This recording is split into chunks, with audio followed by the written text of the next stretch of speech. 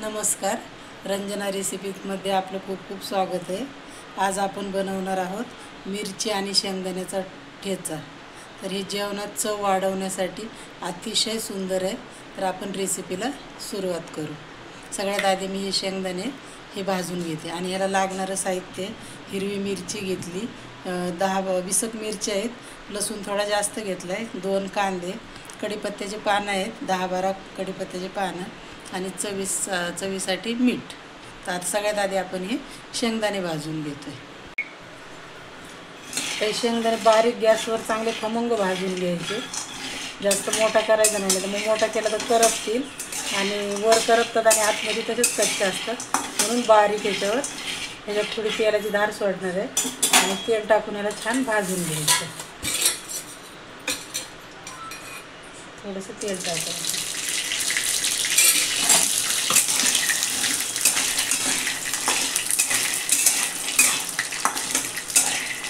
खरपूस भाजून घ्यायचे चांगले आणि हे भाजत आल्यानंतर मिरची टाकणार आहे.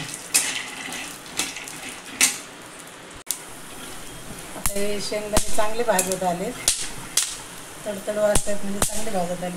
आता याच्यात हिरवी मिरची, लसूण आणि कढीपत्ता हे पण थोडंसं भाजून घ्यायचं.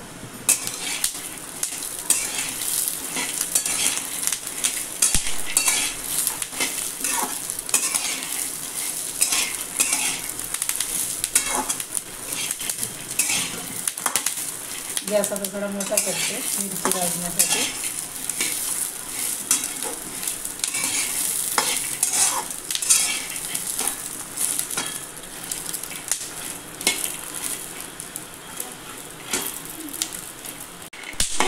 आता हे चांगले मिरच्या पण भाजल्या आणि लसूण शेंगदाणे पण भाजलेत आपले.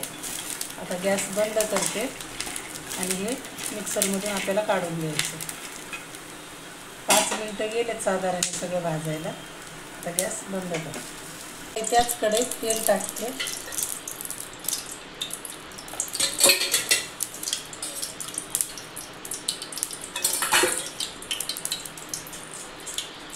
तेल टाकले त्याच्यात आता आणि जिरं टाकायचं. जिरं थोडं जास्तच टाकायचं आणि हिंग टाकायचं. हिंगाने कशी चव वेगळी आणि टेस्ट लागते चांगली, म्हणून हिंग टाकायचं. आणि हे 2 कांदे होते चिरून घेतले, ते कांदे टाकते.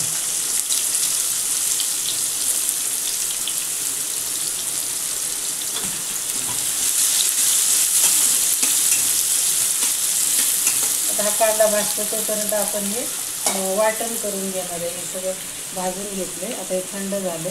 आता याचं मिक्सरमधून याला जाडसर काढून घेते. हे बघा, आता हे जाडसर चांगलं असं वाटून घेतलं आहे. जास्त बारीक नाही करायचं. बारीक केलं की मग खायला नाही चांगलं लागत. अशी जाडसर असली की छान लागते खायला. आता आपला कांदा पण भाजत आला आहे.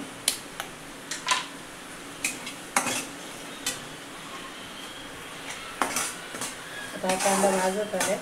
अजून थोडासा याला लालसर कलर झाला की मग याच्यात टाकू. ही चटणी तुम्ही 8 दिवस बनवून ठेवू शकता. फ्रीजमध्ये 8 दिवस चांगली राहते, खराब नाही होत आणि जेवणासोबत थोडी घेता येते. आता बघा कांदा चांगला भाजत आला आहे.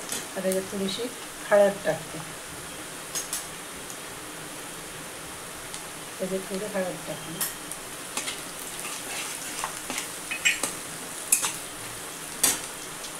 चवीसाठी मीठ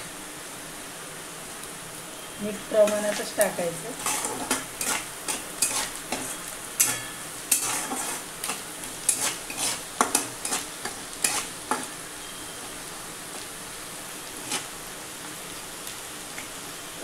आता बघा हा कांदा चांगला भाजला आहे आपला.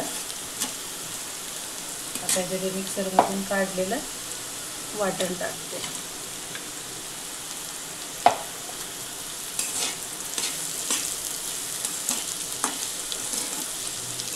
त्याला छान परतून घ्यायचं.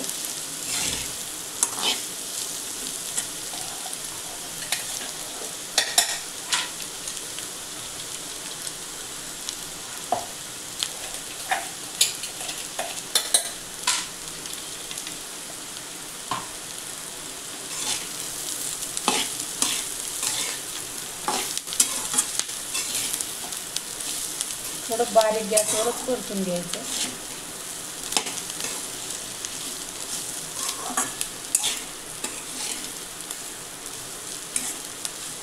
खमंग वास येतो याचा भाजलेला.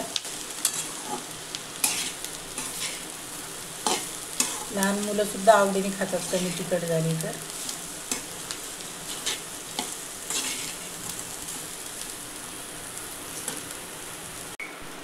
बघा आता छान खरपूस भाजत आली.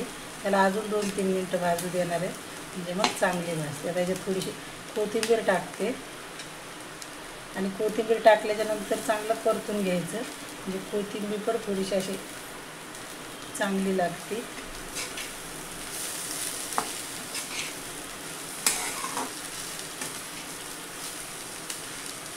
तुम्ही बघू शकता कलर किती चांगला आला याला. आणि शेंगदाणे चांगले असे कुरकुरीत भाजलीत ना, त्याच्यामुळे चटणी चांगली लागते.